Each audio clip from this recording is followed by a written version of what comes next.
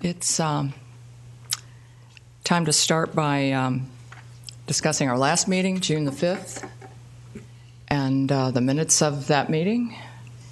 Are we ready to approve the minutes? If so, can we have a motion to approve them? I have a few corrections.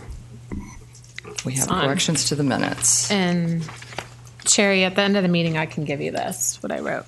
But number 4, old business, that first paragraph, the second to last sentence, it says it started with she noted, but the change is after many markers, I want to say it should say throughout the state for historic districts. Because it sort of implied something different the way it was written, or maybe the way I said it. I don't know. Show me what. So the number 4 under old business, I can read the whole thing. So she noted that they celebrated the fact that this was brought to them and were excited because they don't have many markers, and I want to add throughout the state for historic districts. So you're getting rid of the and you're adding the S. Kind of changing, being more, clarifying. And then on page 2, number 6, Planning and Development Department matters, under the discussion of ad valorem, A, the last paragraph, I believe I was questioning whether a state review had take place, so I changed said to question whether. And just to clarify on the last sentence, where it says she said I just add historic designation just to add a simple clarification. And then the very last line, instead of saying they, to make sure the work is in keeping. So get rid of R too. Make sure. Okay. Instead of the people themselves, the work is. Just to clarify. And then again on page 3, the last almost the second to the last paragraph, the second sentence, instead of she said, she questioned whether. So just add question whether. And that's it.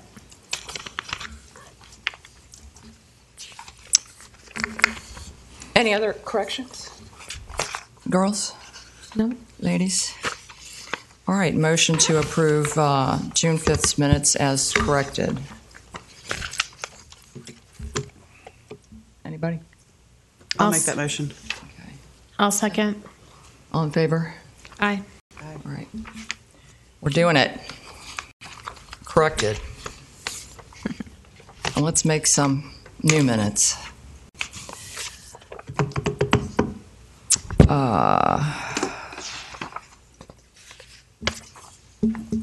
All right. Even though we continue to throw our doors open to the public, this place is completely empty.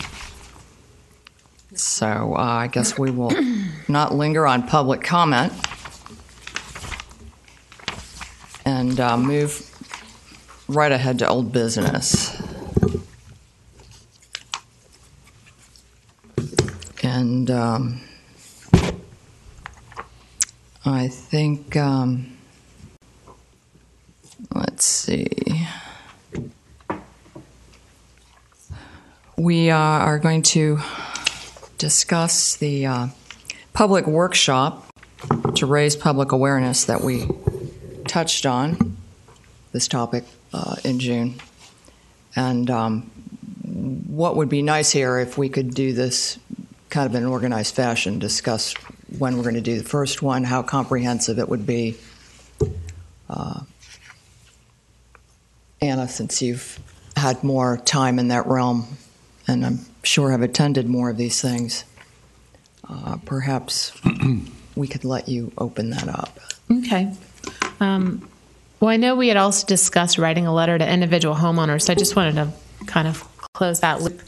As I started drafting the letter, I started thinking of those individual homeowners getting that letter, and I thought, this is really awkward. I think it makes more sense. And so that's why I said I proposed more of maybe a letter that could go out to people about a workshop. I've had people that are supporters of preservation but are still apprehensive about that historic designation, I think because it's not clear to them of any possible restrictions that they may face or other details. So, and these people have said, oh, but if you have a workshop, that would make me feel a little bit more comfortable, I could, listen and learn about the process. Because I think a lot of us the people that know take it for granted, or I take it for granted that people understand. So I think it'd just be a simple workshop. It'd be nice to target some people that do have historic houses, so we could even talk about their individual houses. Maybe have them come up and tell us about their houses, and then we could talk about what it means to be designated locally, or even go through a mock local designation report. They can see what it says. But I think I or staff could put together a PowerPoint presentation as an informative presentation, and then have like a question and answer. It would be nice if it was in a more informal setting, I think, too. I don't know what you all think, than up here where we're up on this podium. I don't know, as far as availability, we'll have to discuss that. But I'd be glad to put information together. What would you consider to be the ideal informal setting? I don't know what our options are. I know we have, if we look at city buildings, there's the community center. The Heritage Center, I don't know if they'd be available. I guess I could look into that. Okay. I always like the idea of doing it in an actual historic home. I think that would be great if we had one large enough. I'm just expecting, I would hope more people, I was thinking of a larger crowd. That's the only thing. But that's not a bad idea either. We'd have to just target small groups. When we talked about doing this beach side, I had imagined how nice it would be to do one in the Webster House. A house like that could handle a public event. So I don't know who else would have a home there that would lend itself to, that kind of occasion. But so really what we probably ought to do, if we're going to put together a format for a workshop to follow, other than perhaps pick a date today or a tentative date, maybe we should just schedule something where we would come together and just refine all those points and put them down. And yeah, I think on that letter, that draft protocol. Letter, those are the areas that I would cover. Those questions that I put out on that draft letter, those are exactly it. For at least the main content part. I wouldn't start getting into the tax rehab or anything. Just keep it simple. We could mention it, but I wouldn't get real detailed. I have a question. If we meet in a house, which I think is a great idea too, because of the sunshine law, do we have to have minutes taken? And I know it has to be publicized, which is what you would do anyway. Yes. So, Yes. Okay, that's what I wanted to clarify, Yes. just so we... And now I'm kind of second guessing myself, and we could always do smaller meetings after, but maybe we should have it here so that it does appear on the TV, and those people that may not be interested in coming might at least see it on the television. There are a lot of folks that watch... That's on the internet too, right? It's on the internet, and that's not a bad idea because I just thought we of that. have more resources here, and We're going to people go through can't the make effort of doing Right. the first one, like maybe just do a first one, then you could have kickoff smaller. I like the idea of the mock, even if the first one, do a mock idea of what it would be, and then it would give folks an idea of what to expect. Then you've already set the precedence. Is the Historical Yeah, 'cause you were- Society doing anything that we could? I'm not sure about the Historical Society. If you'd like me to put together a mock presentation, I could There's do some kind of that. activity going on there. PowerPoint. Right Yeah. now? Or what do you mean? I know they have. There's like they do the family dinners every year. Right. They do, things along that line that are already kind of historically relevant or Right. oriented to maybe do something in conjunction with that where you've already got interest. Oh, I see what you're saying. Yeah. You know what I'm saying? So it's not just a standalone. No, I don't see why not. We've been trying to promote more of the historic attitude of the city anyway, so.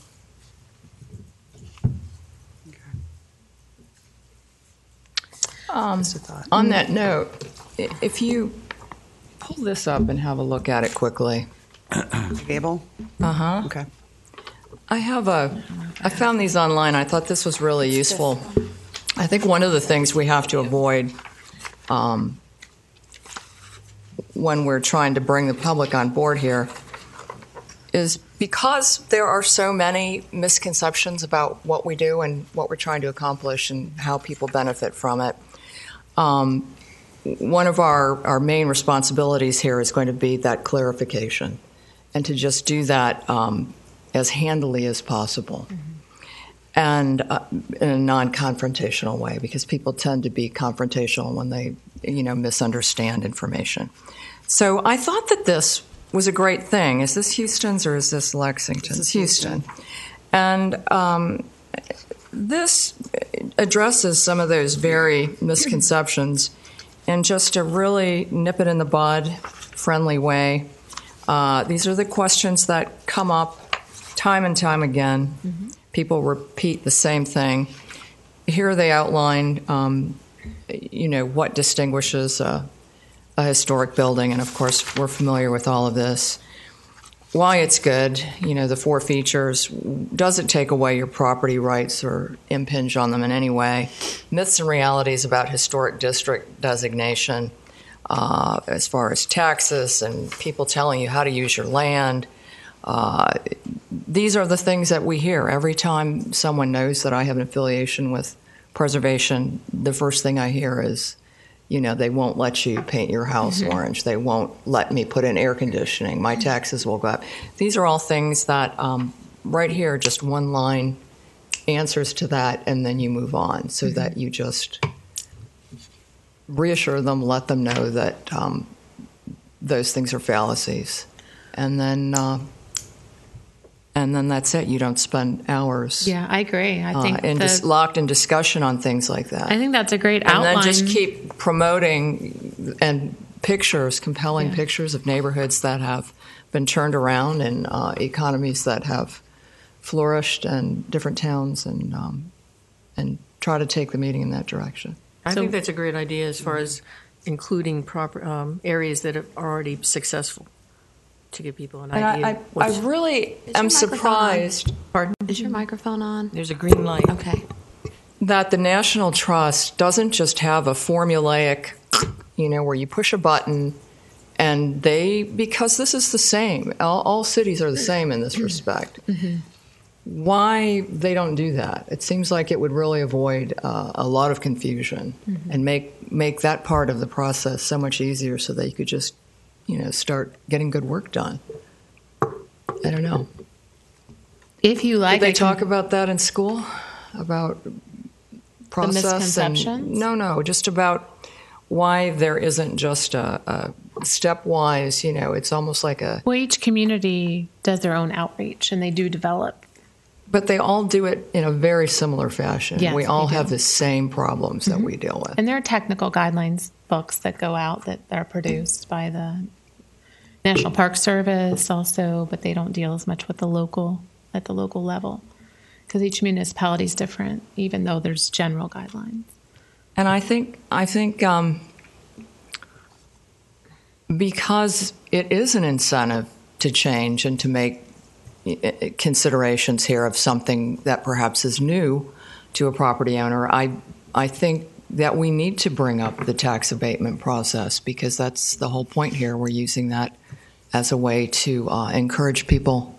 I think we mentioned it. I just don't think we need to go through the detail of the application process. I think I agree. Short and sweet. This is it for this many years, and improvements to property. And then I think the other thing that's important for people to know that they can do, depending on the footprint of the home and the property and the lot, tremendous improvements to the original structure, as long as it's sensitive to the original architecture. And that is considered, an improvement that is not taxed. So, well, would you like me to put together some kind of presentation? I don't have to deliver it, but I can go off this guideline that you have. That would be great. Okay. But I think We'll just start keep with it positive and keep it forward. Each one of us could present a slide, or or however Certainly. we want to, whatever that format is, we can determine. Certainly. So time frame, when would we like to have the first one, if indeed the first one's going to be held here? I think we need to start with the presentation first, right? And then, we can talk about a time frame. But for me, not to leave in November, December. And this was Deborah's idea of presentation before a workshop? You Here at just City Hall? do a general presentation here, followed by neighborhood workshops on a more. Outreach, yeah. Yeah, I Okay. think that's a good place to start. So it can loop, on the internet and be available on the TV.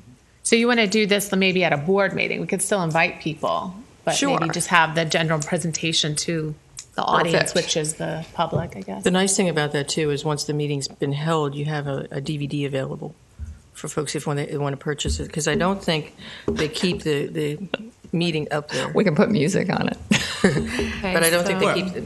I think October. we could make a special, if we Okay. want to keep it. Yeah, Sherry just nodded her head that we could. All right, okay. So Yeah. Well, then that could be October, I'd attached say. to the website too, something that they can click on. Right, There you go. That's available at all Well, times. Certainly that Can would be done. Okay, good. I would would be think maybe great. after November, December's gets a little dicey around here as far as Yeah, I know. scheduling and holidays and who's here and who's not Well, here. if it's just maybe that- after the first of the that's I was true. gonna say That's true. October- Yeah, because no, it's I kind can of get like the a dry run. presentation ready by mid-September is what I was thinking. If you want to, if we're just having a meeting and we're going to present that, we could do it in October, and then if not, I'm fine with January. But if we're having like a workshop, then I would make it January, Right. after January. But I think maybe from an exposure standpoint, January would probably be better than Okay. October. October, Yeah. November, December. that gives me more time. And that'll give us time to get the word out too. Yeah, And and I would say even do toward the some- end of January, there are a lot of people that don't return until mid-month. Well, let me give myself my own deadline. Okay. October. So I don't procrastinate. All right. And I'll try to get the draft to you all so you can make comments. Good. How are you going to do that? Email it? Yeah, I'll have to. To Sherry. Be brave. Does everybody have Okay. PowerPoint? They can, well, if not, I can find a way for you to open it. It's fine. I can do PDFs. Yes. All right. That's my, So have we exhausted that topic for now? I think so. Shall we move on to your historic marker? Yes, so the scheduling, we're still waiting on the marker to arrive. I talked to Michael Zimney yesterday, and he's going to check with the manufacturer because it's due about now. But I'm also talking with Steve Fuller in Public Works because he's the one that's arranging the arrival of the marker and installation and everything. I reached out to Tammy and Sherry as far as date because we were looking at fall. And it looks like sometime after November 19th instead of early November because we're having the elections are around that time. So anytime after November 19th looks good. Since the Indian River County Historical Society is funding the marker, though, I've reached out to Ruth, and at their September meeting, I'm going to be present to find out a date that would work well with that organization, too. So I kind of got the ball rolling on getting a date, but sometime after November. I'm hoping late November, but I want to make sure that's fine with the Historical Society, too. I noticed that we have some movement on that corner lot where the sign is going to be placed. So something's happening there. It's getting cleaned up nicely. Oh, across the Which street. is Across great. the, yeah. Actually, it's kind of in limbo. It's just getting cleaned up because it has to be. Oh. Is the city cleaning it up? No, it's still owner, but yeah. But the owner is cleaning it up. Finally, they've No, gained it's just attention. a have to, and it's kind of sloppy. So Oh, I thought it looked great this morning when and there are ladders and things in the building. So inside. it's just there's a car sitting there that's been forever. It's just- Right, but something's going on. We're doing something. Maybe it's something good. It's a have to. Not good. Yeah. Yeah, it would be nice for the dedication for that not to look. I know. Haunted. Yeah. But then I guess that's the reality. We're trying to revitalize That's right. a neighborhood, so maybe it'll bring more attention to what needs to be done. We hope so. All right, the plaque. If we can move on to item C. Latest design, last final design, comments from the Peanut Gallery. What I ended up doing here, we talked about removing all of the text completely, and then I yielded to temptation because the two banners were furled over the pillars, which I think represent Spain and the New World, I don't remember. It was just too tempting. I added Vero Beach there, and I just thought you could have a look at it, see if you want to keep that. And my other thought was, by not putting Vero Beach on there anywhere, we might be making something that will end up where it's not supposed to be. Too generic. Yeah. Well, plus it might end up being something that people take and use for other purposes. I'll leave it at that. I don't want to give anybody ideas, but so I thought maybe we would keep that if you approve of that. As far as putting dates go, if we want to celebrate the date of construction, it seemed logical and balanced to divide the date and to put it under the pillars. And then I added, we didn't discuss ever the likelihood of numbering a historic inventory. And if we indeed want to do that, I don't think it's going to add much to the price because the 19, we don't have anything that precedes 1900, so the 19 will remain. They won't have to strike that every time. We'll have two numbers here that need to be added, and then whatever the inventory number at the bottom. And it kind of balances the design. You have a good eye for this. What do you think? Yeah, I like that, but I'm wondering, I'm playing devil's advocate here, I think. But I think when, people are competitive. What happens when they end up being number 32 or something? You know what I'm saying? That they're like, I wouldn't, Well, they have to pay big money to be in those single digits. Well, do you know what I'm saying? Though? I mean, I don't know. People are funny. I think the circa date of the house is probably ample. But I do like it that there's some balance. I'm trying to figure out what it would look like. So you're saying leave the date of the city and the date of the house? But here's the other thing is... I want the date of the house. And Anna, you could speak to this. How useful is it going to be to have a historic inventory number where you could say... You don't need it. Number 6 is so-and-so. Yeah, I don't think you need it. I think that the first dozen properties would be city properties anyway, would they not? So... Possibly. Trying to make us look good. And it might get confusing because most people aren't going to even know what the owner will, but a lot of people that see it won't understand. That's the 133rd designated building in the city. Right. I'm really thinking of bigger numbers. It's kind of nice when it's 1, 2, 3, 4, 5, 133 AD or something. I'm okay with taking that inventory number off. So I do we can agree. Take that I off. think the date should totally. be there. You can, exit out with your magic marker or something and see how that looks. I would just put another dot where that 6 is and have the 3 dots because that will give you some balance, and it kind of will frame the numbers. It keeps your eye from slipping off the page. So a dot, like similar just to the one at the top of the crown. Can I throw out another idea? You've already got 2 dots. Or a little fleur-de-lis. What? If you're going to get rid of the Vero Beach, would a VB make any? Would that be just to still show that it's Vero Beach? Why are we getting rid of Vero? I like the Vero Beach. I do too. I do like it too. Working. Okay. Yeah. I'm fine with I it. didn't know how everybody else felt. No, I don't think my mic's working. I mean, I'm open to. My only concern is how small it will be if it's going to be that clear. Will it be that? I can make clear. A point of it. How big is the plaque going to be? The plaque will be at least that size, won't it? Right. It's 8 or 9 inches. I can't remember. Yeah. Well, this should be to scale. I tried to break I think my that'll copier still be visible, Anna, don't you? Yeah, I like that. I like it because I still think there's that prestige of Vero Beach, and I figured if we were going to do this, we had to have something pretty darn sensational. That's pretty well thought out. This is the only other, and this is just a thought. Instead of having the date here under the columns, it can be here on the bottom. It would make it more prominent.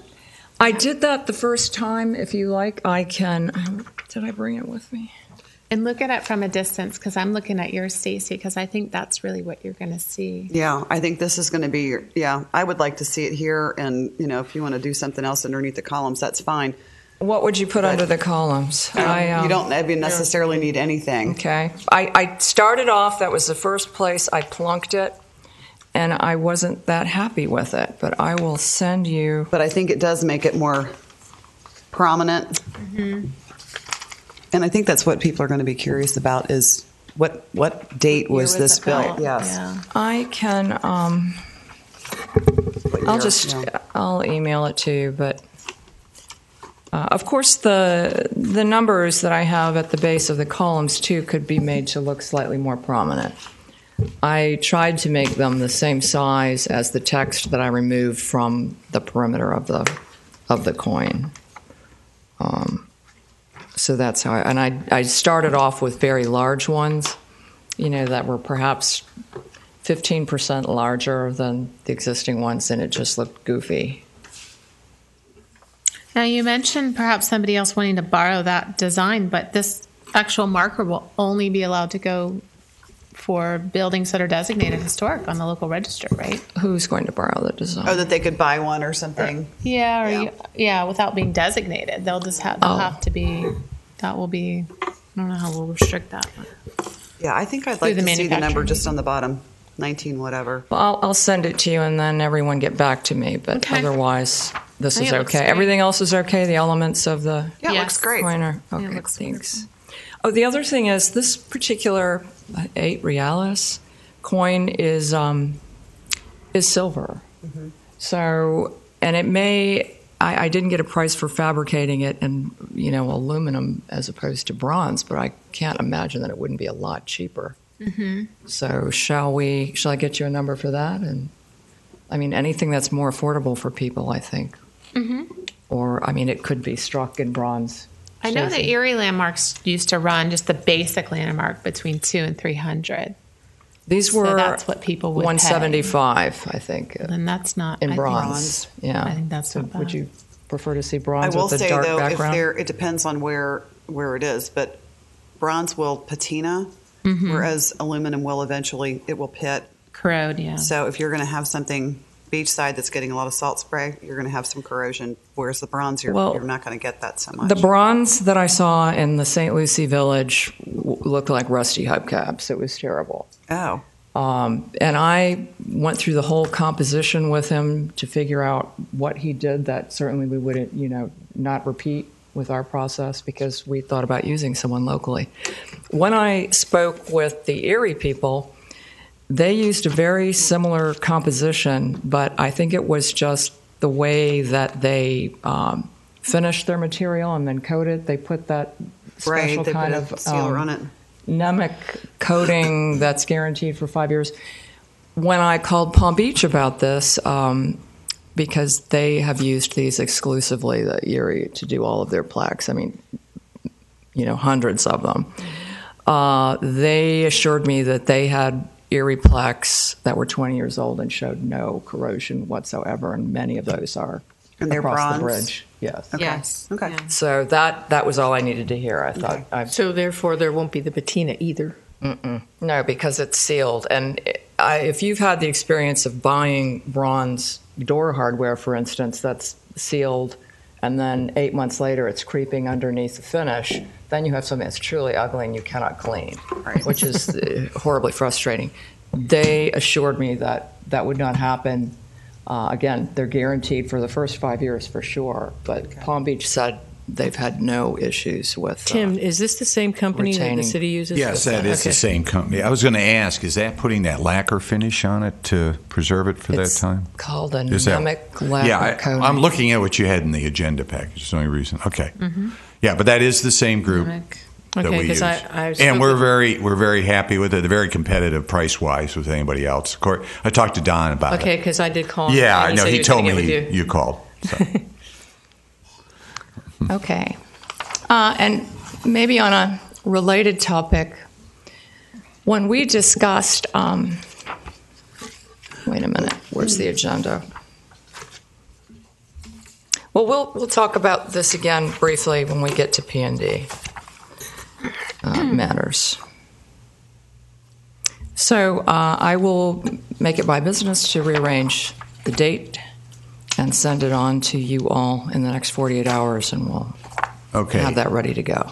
Staff, I think it'd be good once you have agreed to what you want to have that, but we need to, we're talking about money here. Yes. So I think it would be good to have a kind of, as I explained to Deborah, I said that we need to, you all need to request from the city council. But I think you need to get your act, get everything together before you request some money. And I just wanted to ask, my understanding is there's a certain price for the form itself to start with that would be the made. Engineering, the piece, the initial engineering is what's so costly, and everyone warned me after that. But after that, they would do individual pieces, or you would have to? Either way. If you have an order placed for multiples, then they do offer discounts. I think 20% if you offer and you had 10. That in the thing. Okay. So, I hope we get to enjoy the opportunity to do that, to give them volume orders. So getting back to it, I think it would be a good idea once you guys what you want for that thing, that you also authorize to go ahead to prepare, a request to the city council for money. So, Tim, to do that, I will come up with a final invoice from these people. I talked to procurement. Normally, anything over $1,500, we get other bids, but I believe we can deal with that when we get to the point. It'd be good to have how much money we're talking about in the ballpark. I think since we use Erie all the time, I don't see that's going to be a problem. I just want to be sure that we don't. I mean, that's down the line. So I think if you could we'll need some good numbers to go in there, at least some ballpark when you're ready to go. It's going to be around 2. Okay, so. and that would be fine to do that. And then I would also request that we go ahead on the buildings that we own, have plaques done on those. Yes. As I think part that's a of good this idea. Thing. Okay, and then that would be a good start. Yeah, it would be a great start, and then it could be in the media could pick it up and talk about the plaque program and the designation program. I think that's a good idea. Yeah. And so you would have to have it if you could make a decision at your next meeting, because this would officially meet all the requirements of our code. Okay. Thank you, Tom. So we will do that. Okay. We'll approve the final design, and then I will get the final numbers on that design and the material to finish. And did we want to stay with the bronze then? I think Sounds good. Dressier? Yeah. Bronze? Bronze it is. And as far as, then I need a number for city properties that the less as far as I can tell. I've got this. So Heritage Center. We have... we're talking city-owned. City-owned. So and the diesel we only had the diesel plant and the Heritage Center. Yeah, so I'd say the Heritage Center, and I don't know if we want a plaque sitting. Anything else? The diesel plant's under a lease with somebody in which we're in a legal situation with. But if we don't designate the diesel plant, it's designated. Well, let me ask you, can I ask a question? And I haven't looked over the diesel plant, but most of these places you do have if you're on the National Register, you get that. So this would be supplement that too. You could have 2. Okay, that's not a problem. Somebody may ask me that question. You decide, but typically to the left of the entrance. Yeah. Okay. Well, since there's only 2, I mean, we could get it, present it to. Yeah, but it'd be a good start. Yeah. Can I get one for my car? No. My truck, I mean. Is it that historic? It's getting there. It's getting there. All right. I'll get one for my forehead. All right, so all of 2. 2 extras. No, not City Hall. City Hall isn't historic. Mid-century. It's mid-century modern. I know facade. We need to give it a jazzy fix-up facelift. Wouldn't that be cool? Make it look like a Lincoln Road building. All right. So, under new business, what quadrant does new business come in from? I know. No, I think that's it. Old is our specialty here, so I don't think we have anything new. Any new business? Deborah, I want to maybe just use this opportunity to thank you for the handouts that you sent. They're always so interesting. And yeah, Aren't they, though? Yeah, no, Very good. The one that came I think it came yesterday. That was, kind of a comment and then a whole lot of other comments. Right. That went. And I thought I really enjoyed reading that because it's interesting to see how the public has experienced and what their perception is of designation. Right. I thought that was really interesting. It's fun to see. I don't think it's any different than what we deal with here. No, but I thought it gives us an understanding of what people are thinking and where their mindset is. So as we go into this process, we have a better idea of how to approach the public. What to address. Absolutely. Yes. And it's always the same behavior, and it's always the same thought pattern. So we're all human. Even in neighborhoods of that stature, they're still, dealing with same issues. So that's good. Nothing unique here. Let's see. Which one are you going to next? I think next we're moving on to Tim's department. Yeah. Let me just go over a couple items before we talk about it. Yeah. The first is that the agreement with the state, which we have to execute, and then the federal government's going to they'll have to look at it, but it'll take 45 days. We have it scheduled before the city council on September 2nd. So once that goes through there, then once that's been executed and approved, it's about 45 days. That's what our indication from the state before we're officially designated. As a CLG? Yes. I mean, we're fine now after we put the architect on board. Thank you, Jeff. So just want you to know that's moving along. The other thing, tonight we have a public hearing on Original Town. You're certainly invited to be we there do? at 6 p.m. Yes. Oh, Where's that? Here. Right here. So just stay put. And you get to watch my lousy PowerPoint. All my PowerPoints are anything doing with text amendments are pretty boring, but I will try to. I will bring coffee. Yeah. So is this kind of a follow-up? Since we did the workshop, do you expect? Yeah, it's a follow. Well, this is the hearing on the itself, which we've made several changes that we've indicated to people based on that meeting, and it was we went through a workshop with the Planning and Zoning Board on the 15th of May, and this is the one. So hopefully we address some of the issues and we can get this thing to move forward. All right. Terrific. Are we allowed to make salutatory comments? You mean at the meeting? Yeah. Sure. You can do whatever. Go, Tim. Yay, Tim. I may need it by that time. Yeah. All right. All right. We're here for you. Okay. The other item we have up is we mentioned that we wanted to, at the last meeting, I said the staff would suggested expanding the eligibility of projects for ad valorem tax exemption for historic properties undergoing renovation. And I indicated that we needed to make a few changes in the code. So I did a brief in my agenda package. I have specifically the changes that we would do, and basically we would expand it to include any building that would be on the National Register, or any building that's a contributing property in a National Historic District, very like Osceola Park. Right. And anyone on our local register. And basically, that was already there, but this expanded to those other two areas. One of the things I have in there, before they can even submit the application to go through the tax exemption, they have to get a certificate of appropriateness from you all before that. Each group. Yes, when they come in. Now, one thing, and Ann and I have talked about it, the way it works now, that you would do that, but this would go to the state to do the review and the construction and all that. And the reason we've done that is because we just didn't.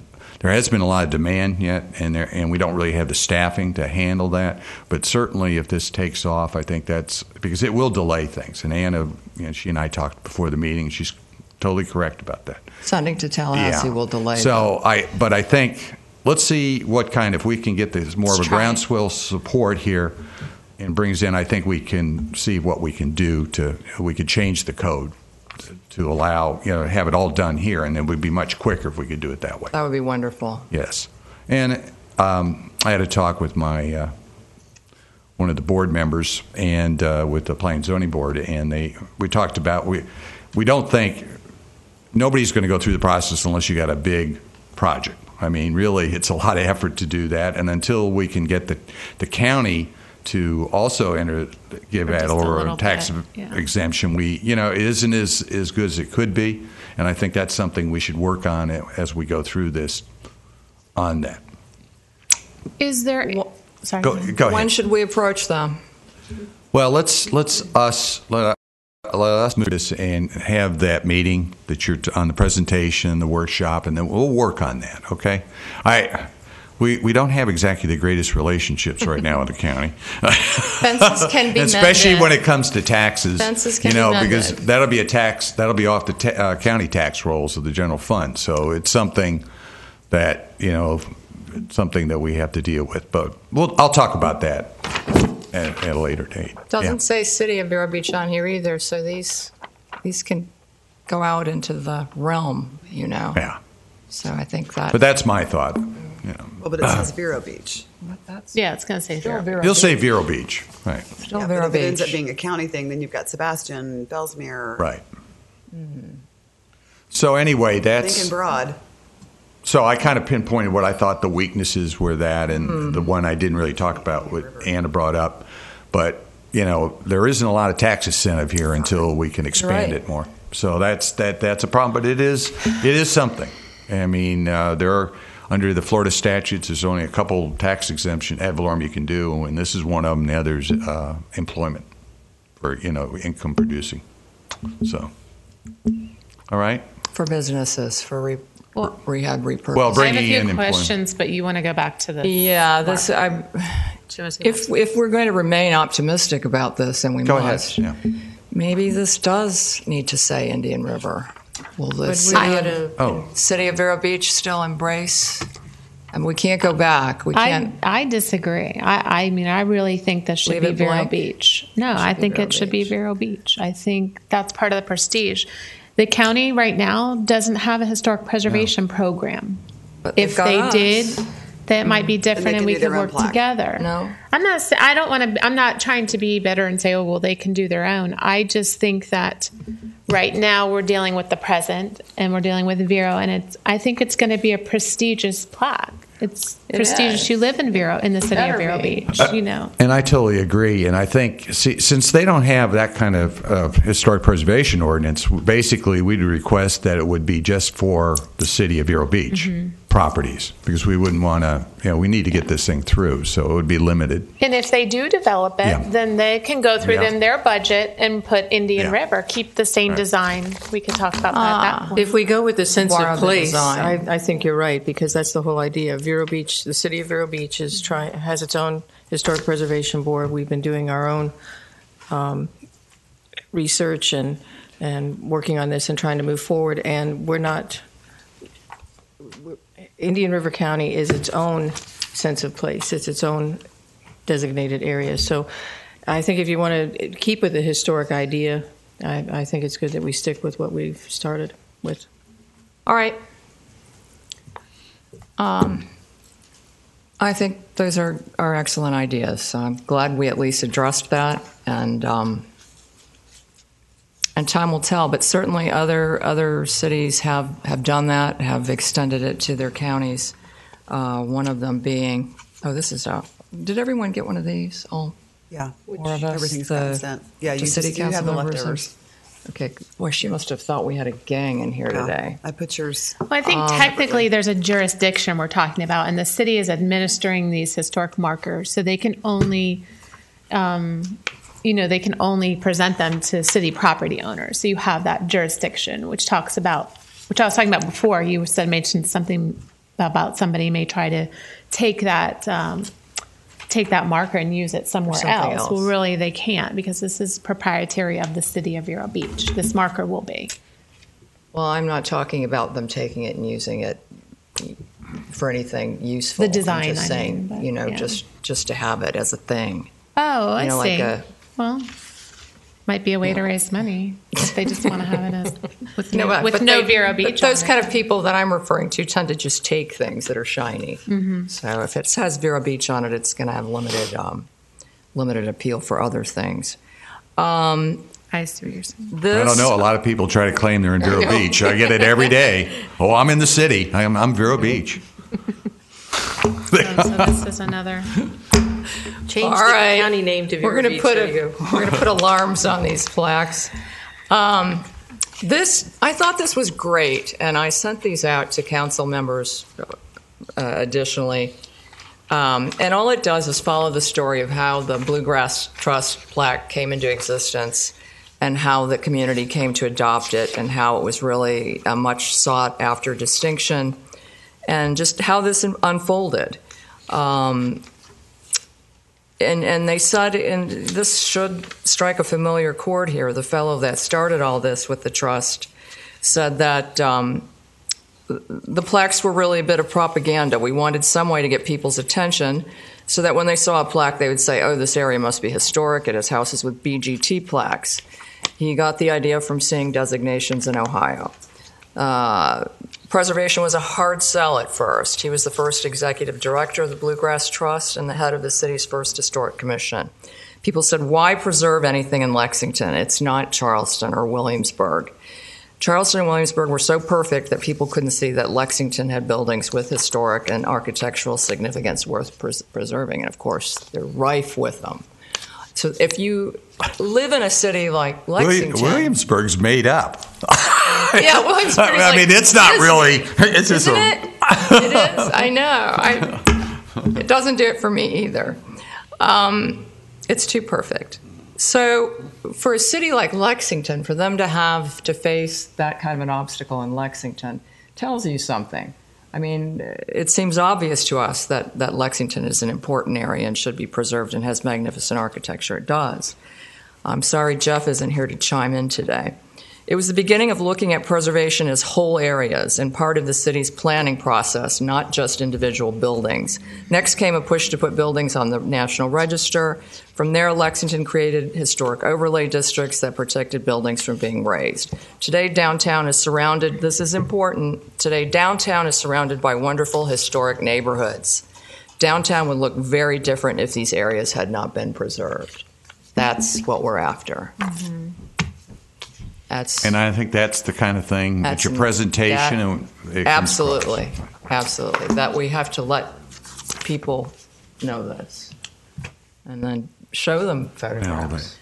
Yeah, I know. And then, be prepared for any resistance that's going to come after that and to try to reassure people. Remember the sense of place. I mean, that's really important. And, in fact, people have been bringing that up lately with various city properties, a sense of place, who we are, what we are. Excuse me, Madam Chairman, I'd like to get us back on. Yes, handsome. I was going to ask you about that. So basically you see our outline of what we intend to do. We have to draft the amendment to the ordinance. Is there any other comments? You all have any real problems with it? I have a comment. Go ahead. I know you haven't drafted all the verbiage for the revisions that are going to be made, but is it possible in there somewhere that we're going to also, somewhere maybe in the verbiage needs to say like that the property owners will be encouraged to pursue a historic designation, but won't be required necessarily? Or is that inferred? I mean, they're going to have to get a certificate of appropriateness. We can obviously do it in the boilerplate to the ordinance when it's passed. Okay. I'm just want to make sure the discussion happens. I don't want them to go through this whole process and not even have a discussion about being designated historic. Okay. Well, maybe I could put some language. If we're amending the code, let's see if I could put something in the code that we're going to encourage in the code itself, in the abatement part. Okay? I think I can do that. As well as a boilerplate for the ordinance. So these are going to be people that are not designating their house locally, but meet one of the other two criteria, either contributing or on the National Register. Yes. Mm-hmm. Okay. Which, as I said, with the Osceola Park district, it opens up. There are quite a few buildings in the Osceola Park neighborhood. Contributing. So if you're That's contributing right. to a National Register district, then you can apply. You can be for this. apply. See, so we have a lot. Whether you're commercial or not. That's correct. Okay, so yeah, that opens it up to the residents there. Good. What Okay. about anything? Is there any way to go back? How long will this take? This revision, number one, to the ordinance. As soon as I can write it and get it through the Planning and Zoning Board of the Council, it doesn't. It shouldn't take very long because it's not a. We're not changing uses or things in the district, so it's only one public hearing with the council. Are there any projects out there now that where we could go retroactive? I know when I worked at the city of Fort Pierce, there were a few where we went retroactive at the very beginning. No, I think Because there's one on Old Dixie. I was thinking might qualify, that old gas station that they're turning into. Well, a they've restaurant. already gone too far. You They've have to gone do too far. Yeah, that's the They have problem. their They're pretty CO. explicit in shame. the state code about. I mean, I just thought as a way to kind of No, get I understand. things moving, I Yeah. thought that might be a good project. well, that would have been a would good have project. Maybe they'll want I'm to be surprised designated. Vicky or- didn't reach out to them. That's Yeah. Why have they gone too far? Why do you say? Well, because they've already done all the improvements and things. You have to have pre-construction approvals, and it's Right, you're supposed to. That's why Yeah. I was wondering, is there Yeah. any way No, to I don't think you can do under the any statutes. retroactive? Yeah. what if Okay. what they've done has been in keeping? Because I know they're sensitive to. Well, I think we could talk preservation. about designation with them. I think. Yeah, we can talk Yeah, designation. Because somebody could come along later and say, well, they didn't have to go through that process that we did. I can see the argument there. Well, we could say I we can see loved them, later. though. Yeah. It could be illegal type. No, it's early in the program. We need to get But that would We have need to been get an things- example of a property where absolutely, yeah. hopefully they know about the historic designation process. Great and reuse building. Maybe they weren't aware of the. That and the diesel plant, just super duper reuse examples. Any other questions for Tim from? Actually, that would be under the. They have one for commercial properties under a different section of the code. It's a little different. And if it switches ownership, then the exemption goes away. So it's a little different than the residential properties. I mean, there's already a tax incentive for commercial buildings, whether they're historic. If they're on, right. Well, now they wouldn't be able to go through that until our ordinance changes. That's true. Right. That's Okay. what I'm thinking. All right. Yeah. Okay. I'm sorry. So, but they should be made aware of that or not? Well, if you think they'd be interested, I don't see why. Yes, I talk to them and. I do. Of the designate of a historic Yeah, design. I think Yes. of a few things. Yeah, absolutely. Mid-century. Let's sell them a It plaque. looks nice. It does. Sure does. It does. All right. I don't need an official vote on this as long as this is not that kind of action item. So, Okay. Anything else? That's all I have. That's I'm it? sorry. Yeah. Okay. All right, you can go back to sleep now. Ow. Thank you. Ow. No, I he get has no a big, respect in this job. he has a big night ahead of him. He's a hot date here with the community tonight. All right, Chairman's Matters, 10:30. We're still managing to spend some time here today. Yeah. I resisted piling everything on the wagon here because I figured we would have talked forever about the workshop, but we're saving that talk. I brought a couple of handouts. One pertains to the Bluegrass Trust, and we just talked about that.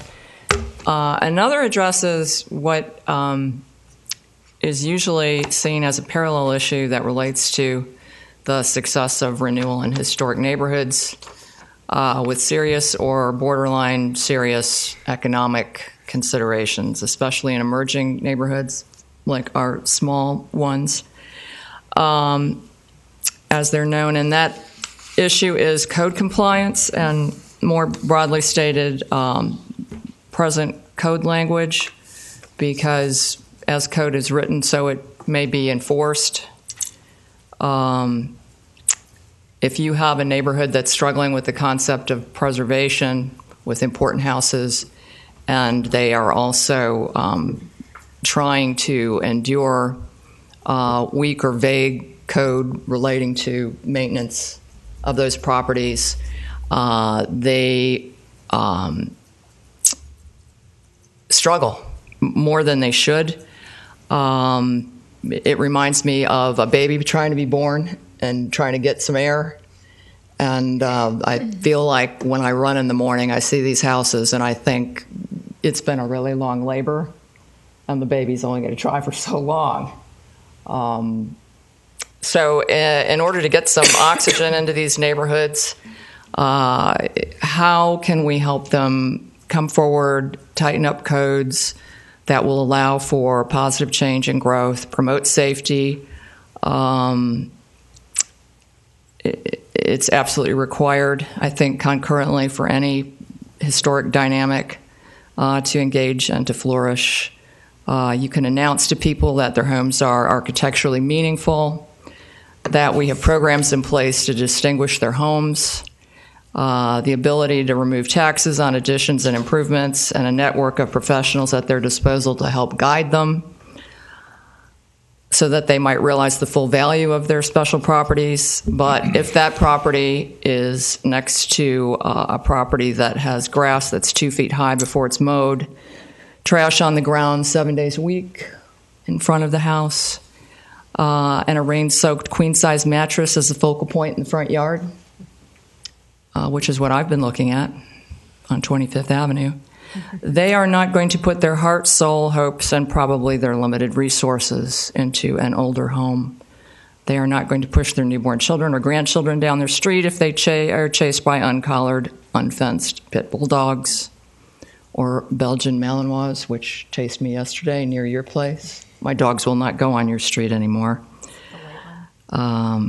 Still had like war tags on it. I thought it probably only needs one more death to retire. It only has to capture one more person, and then they get to retire it. I would like to open a discussion here that ends with an objective that is attainable and an ultimate goal that we can realize. If I remove my chairman's shackles and go forth and try to help, let's say, start with Osceola, and help Vicki with neighborhood meetings on the subject. How can we begin addressing people's frustrations? I hear this all the time when I step outdoors. And on this subject, if you might just glance at this caught my attention when I was in Tallahassee. And it's a letter that just encourages people. Tallahassee did a thing where they invited the public to come forward and to help them rewrite the ordinance. And there's the thing that was annoying them at the time was noise. And so they actually had the public weigh in and to help them sort this out, because you have to address every conceivable noise-making situation, and they had lots of mixed-use issues where they had, public places that played music and so forth. So for us, and I asked Tim, you probably didn't have a chance to do anything today. I haven't. I've got answers. Do you? No, we have a property nuisance code, and everything you brought up falls under that. We have a standard housing code. We're talking about doing a property maintenance code. There'd be more of that. The problem is, it's one, the neighborhood has to get involved. We'll work with the neighborhood. We did with Osceola Park before. If you want a comprehensive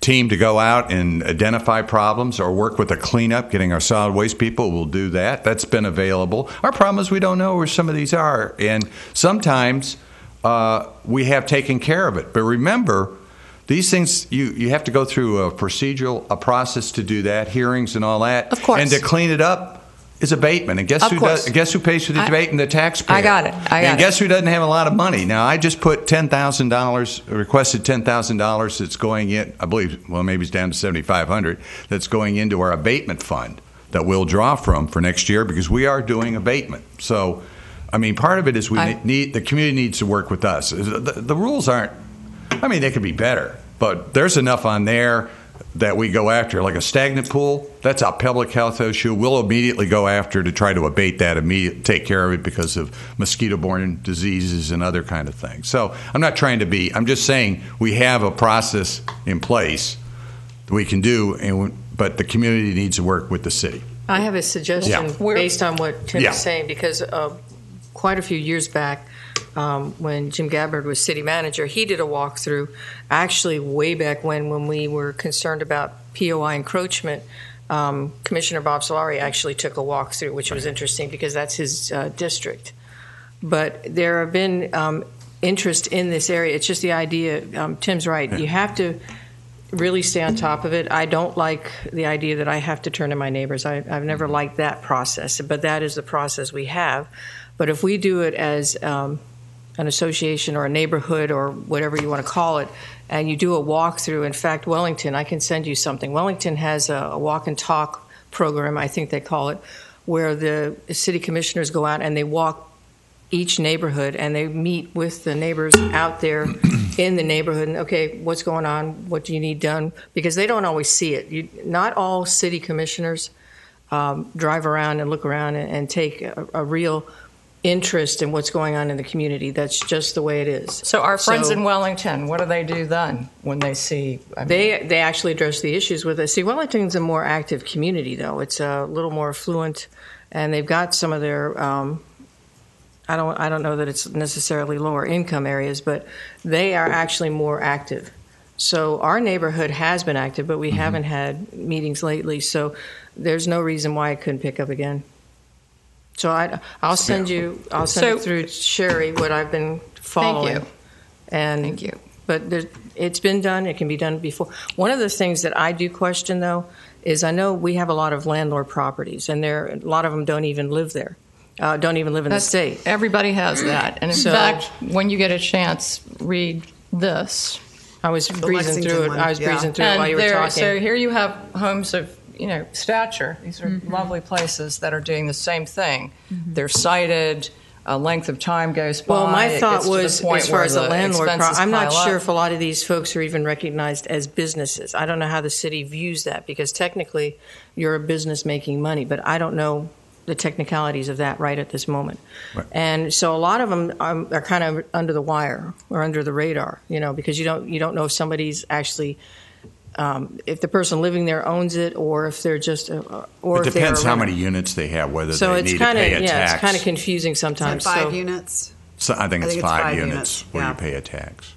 Okay, but actually, even if you have a vacation rental, you're supposed to pay a tax. Right. But we don't recognize those, so I won't give you a tax at the moment. Not until this court case is resolved. But see, to me, there's some tweaking that it goes along with state law. Is there any tweaking as far as our local ordinances go? Well, no, as I said, we would like to do. I'm not talking about enforcement. I'm talking about the way that those ordinances sit right now. Well, is there anything that can be added to make it more specific, the language? Well, we are going to do a property maintenance code. We just haven't gotten around to it. Yeah. There's so many other things come up. But we have enough in there. I mean, we've had people bring up things on trailers and all that. It's a mess. But every time we try to do anything, we have everybody comes out of the woodwork and we don't go anywhere.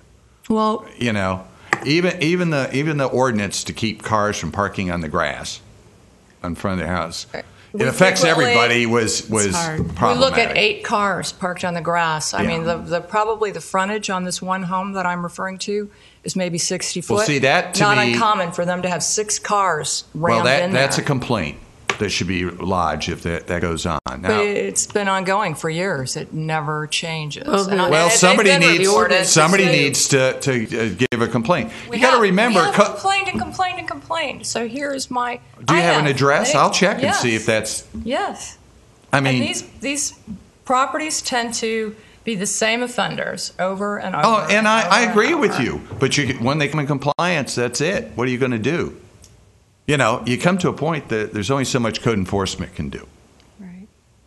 On our system. And he's lovely. The fellow that comes out dealt with when I did, and this is what I do now. I've become kind of a patrolman in the neighborhood, unfortunately. When you walk the area or run the area, when you walk and you see things like trash. I see things, and I tell the staff. There's a lot of things that go on.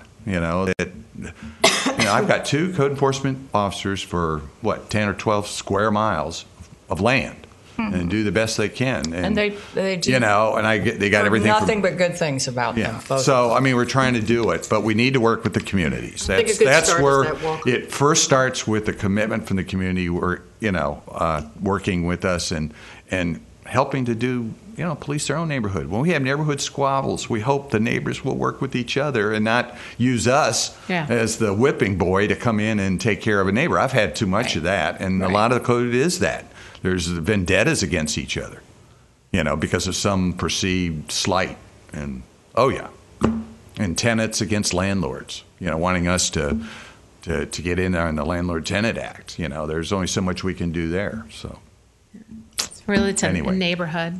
You're going to be more effective at a neighborhood level and then get the city involved. I think that walkthrough that we talked about. Yeah, walkthrough. And I mean, I would be really willing for staff if we could do a walkthrough. And as I said, we'd even do a cleanup thing if we could get volunteers to do that. I could work with Public Works. I mean, we used to do that in the Keys canals all the time. Too. We've got these water quality issues in our canals right near, right downtown. Mm-hmm. And there's trash going in theirs, and that's, heightened awareness right now. I mean, right now, we were getting the fertilizer. We're trying to implement that. Yeah, we're doing a job. We've had citations, letters. You'll love it. We found the county was one of the big violators. But we were nice about it. So, but I mean, it's a tough, there's quite a few things to do, so. But there's nothing wrong with trying to change the code at times. It just isn't high on the list right now because we've been able to use this nuisance provisions to do quite a bit of what the problems that come up. So you're saying ultimately it should be done, but that currently... But certainly if there's things that you think that you'd like to see, I'd like to hear from, we'd certainly take that. If, when people come up and say, look, we got this problem with the code, it's not doing this, we would certainly entertain something that would have to be done. Okay, I just don't.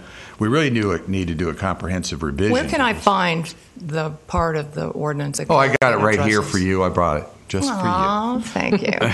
It's chapter 38 in the code. Okay, it's the provisions. So I've got it there for you. You can see that. Great. Okay. Yeah, so I don't want you to feel I'm trying to be defensive. I'm just trying to pinpoint the realities and practicalities we have to deal with. And man, I would love to be able to do a lot of things right on the spot, but that doesn't happen. And even getting on property, a lot of people don't understand. My code people can't just go and snoop on your property. Mm-hmm. They can only go up to the front door and ask to do something. And smart people that are violating are not going to let you do much. And they won't let us do aerial drones or use thermal photography. Darn, I hate that. I tell you. I hate that. Now, in the Keys, we used to fly over with the sheriff's helicopter. That. Yeah. I miss those days. We used to have an officer, no, it wasn't Dangerfield, but he started with a D. Yes. That used to be part of code, and he could go on the property because they would hide the abandoned cars or the cars without a tag, around the back and things like that. So. That's kind of pushing it. I think that would be we try to be very kosher and legal when we do it. No, I'm talking about he was authorized to do this. Well, that was part of. That wasn't that long ago either. That's next door. Well, that's condemned. Yeah, So I would check with Wayne on that. So what? See if, you never know it's what. Been sitting like that forever. No, I agree. They hire maintenance. Where's that? It's possible. This is right where we're going to put the sign up, the district sign. So you have this lovely Jan. Her name is Jan. Somewhere I don't know. Their houses. On that corner, yeah. For the record. And then directly one's a next door, foreclosed property, one's not. One's owner-occupied property. Foreclosed properties are the toughest. Are you talking about Peggy's property? It's across the street from Peggy? Oh, that one. the Mills across the house. street. Yeah, so that they've just done amazing things with that little place. Oh, yeah. Okay. Yeah. All right. All right. Wait a minute. Yeah. I hope members matters too. Let me. I will keep it short.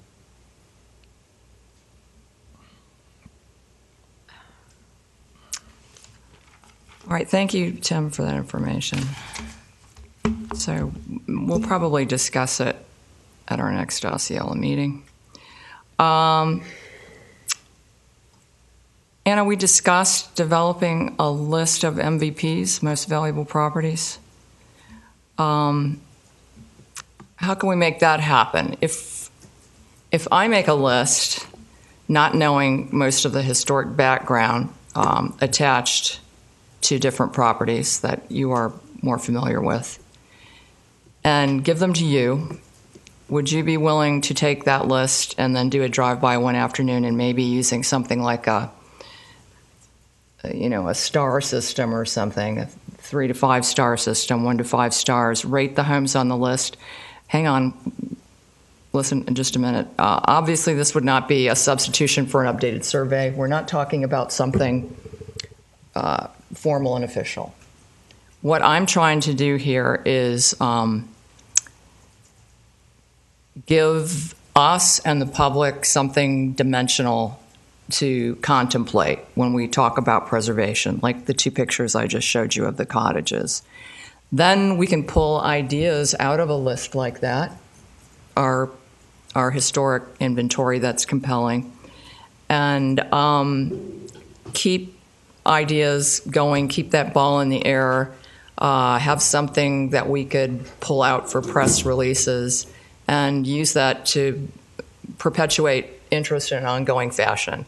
Things like couple transforms frame vernacular cottage into a dream home for 2. Anna Brady's favorite mission revival. That we would go, oh, well, this has always been the one that captured my interest. This is the most important example of that type of construction. And then what we're doing is not writing people a letter and saying your home is valuable and you should designate it, but we are creating buzz, and then people are going to enjoy that attention and are going to, naturally, I think, fall under the spell of something that's beautiful and interesting, and then it's a way to get some momentum. A list of addresses, a little shot of each house, compress the list, shoot it to City Hall, beg the girls to download it, give you the first copy to notate, or we can split it up. You can take Osceola, I'll take Original Town, you can take Riamar. We can do the same thing, just the houses that are most compelling, have been there the longest, are the landmark houses that really distinguish those regions. And just have them. And just have them to do in an ongoing fashion. Either, I think I would love to see something at least monthly in the press about preservation. And not just and bless them, they're in the news a lot. Cultural Council, and the Diesel Plant Cultural Council, and our dig. But I'm saying we should, if we're going to move toward this designation process and trying to rehabilitate these neighborhoods and energize the downtown and get some stability going there, I think this is the way to do it, to get people to look at these areas with fresh eyes, because now everybody just roars through. That was a lot. I know, but I kind of like yeah. This is going to have to be developed a little more, because you're talking about, first you were talking about ranking properties, but then I think your point is you want to have a list, an ongoing list, so that different topics can be chosen every month to have us featuring preservation. So this would be just a tool in our tool belt. Mm-hmm. We would say, where's that list? Then why don't we just all submit topics, whether it's a building, a general history, because we have to be careful too of featuring one building, like a residence where the owner's not aware. Well, we would ask for permission. So we'll do that. If we chose to do that, or we would do it anonymously. Right. We wouldn't have so just the address. Those kind of details will have to be worked out. I'm saying we would do those topics after. First, we get our material. The artist puts the canvas out and the paints, and then you go, oh, look, this should be pink. I guess I'm not comfortable with a ranking necessarily, and I don't mean ranking as far as one is better than another, but one is more important because it is a flawless example of mission revival or whatever. Well, why don't you haggle this out at the meeting? I mean, these are you brought up I think it's an important thing, but the details of it need to be ironed out a little. That'd be my. Unless you want to. I actually, going with what Tim said, it sounds like you want ideas from us. So why don't we think about what you said? And again, we can do the email process through Sherry. We just can't respond to each other. And the next meeting, bring it up. Well, no, we can respond to each other through Sherry. Yes. No one does. As long as everybody gets a copy of it. Correct. Right. You can't communicate through me. Okay? Yeah. So I can't be no. You can send, if you want Right. the members to have something, I can send it to you, but you can't then Right. respond back to Deborah and then Right. go back and forth. I We can cannot only be. send materials out. Right. Oh, but we can't send it back to you and say, here are my ideas, and as long as it goes to everyone? All the Well, board you members? can, but you can't communicate back and forth. So Yeah, you can't say, right. here are my ideas, what do you think? And then have someone come through me and give them back. You can't do that. You Right. need to do that in the public eye. Yeah, you can't respond like, I like this idea, and then somebody responds back, oh, I don't think that'll work. See, that's what she's saying. So it's a one-way communication here. So, But if you wanted, my idea was if you wanted to prep for the meeting, in other words, we all Yeah. kind of know where One our more. heads are at. You can But send your can't- ideas to me, Yeah. and then One I more will have it important. I available should've for brought it the up commission earlier. members, Yeah. and you can discuss it at the next meeting. Did you understand? Yeah, I need to leave at 11. That was my outside. What happened to our hour meeting? I don't know. I ended I'm up talking sorry, too I much. just have one really important 2-minute thing. Go. I just want everyone, is it okay? You're, I just wanted to make sure everybody understood first what I said, so we. That's fine. I can Okay, email so it. then we can be prepared for the next meeting with the ideas. I just All right. Okay. All right. Okay. Out with it, Anna. The Gifford home, I just want to make sure that everybody saw in the paper recently. It's probably, speaking of ranking, one of the most significant historic buildings in our city. Still has original siding, windows, whatnot. Evidently, this Breath of Heaven Ministries has been using it for a veterans home, homeless shelter. And I only know what I read in the paper, so I just wanted to bring your awareness to it. I tried to reach out to them several times by phone and have not received a return phone call because I think it could really be, if they're able to purchase the property from the owner was telling them that they need to raise so much money in good faith before they could perhaps have more time to purchase the property. But it could be a win-win for preservation because you have a nonprofit here that has a use for the building, and there may be some preservation grant monies out there that they could even access to. But I just want to make sure it's on everybody's radar, and that's it. Can we provide them with that information? You're trying to. Trying to, yeah. Okay. But the Thanks, city Tracy. staff should be aware of it, and all the board members should be aware because Have they it's listed a with you? one of a kind. It's Henry Gifford's home, who was almost the founder of before the city was founded, of any River County. It's Which house is hugely the Gifford significant. house?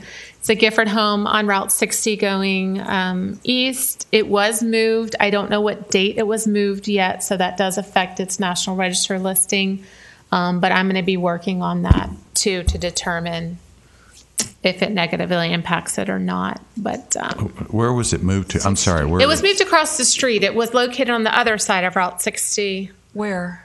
Okay, I know this I've- street over here. Route Okay. 60 No, going- but where's the house? If you Route just go 60 this way, going you know where east the is a vacant couple property blocks. is? Well, there's next to the police station. There's a The white big- frame house? There's a big vacant property on Route 60. Right. And then that's the Gifford home, and there's a house in the back too. Yes. Okay. And that's a package deal, right? They have to buy both of them. They're using I both believe of so. them, I think. Yeah. And that the other building may have been part of the original homestead too. I'm not sure. I've gone back to some old photographs and maps, and I show where it was originally located and then when it was moved. I just don't have the date of when it was moved because if it's been 50 years, then you don't have to be as concerned about it for National Register. But I still think it may qualify. Okay. All right. Thank you. Well, keep us updated with that. Okay, we'll do. And I think that is it. Stacy needs to run, and we do too. So this meeting has ended. Wait, no, it isn't. Come back. That was close. Our next one. Should we set our next meeting? Next meeting? I'm waiting for you to say. Early It's up to you October? all when you want to have next meeting. I think we should meet early October. First Thursday in October. Okay. Okay. That way I can give you that PowerPoint. She said first Thursday is the first proposal. Which is the 9th. Well, I guess that'll be the morning meeting. First Thursday would be October 2nd, and we're not available that day. What about So the the next 9th week? is Ninth. available. The 9th? I can give you this. Okay. Yes, the 9th? Yes, good for me. That way I'll have a date too for the historic marker dedication.